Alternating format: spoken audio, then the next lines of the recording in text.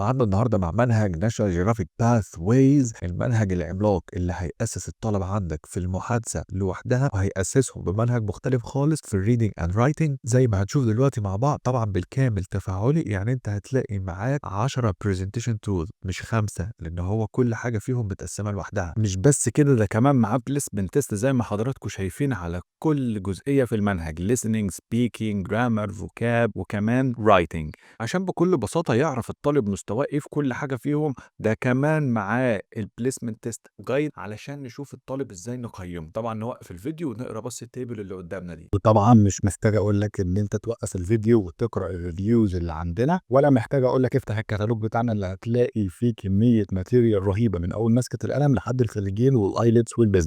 طبعا هتلاقيهم تفاعلي جدا. المنهج بتاع الليسننج اند سبيكينج فيه كميه محادثات كتير جدا. المنهج بتاع الريدنج اند رايتنج هتلاقيه بيركز على الاستراتيجيز بتاعت الريدنج وبتاعت الرايتنج، وهتشوف دلوقتي مع بعض الموضوع بيتم ازاي. زي ما حضراتكم شايفين انا بدوس على الاسئله بتتحل معايا، بدوس على الليسننج page 136 السكريبت بتاعه. كل يونت في القسم بتاع الليسننج اند سبيكينج هتلاقيه متخصص في الليسننج اند سبيكينج، بمعنى ان هو هيسمح للطالب ان هو يتكلم كتير وعشان نسمع منه وبعد كده نرد عليه، فبالتالي التركيز معانا على الليسننج اند سبيكينج. نفس الكلام في الريدنج اند رايتنج، هتلاقيه بيعمل ديسكريبشن لحاجات كتير جدا بالكامل بالترتيب اللي حضرتك شايفه ده.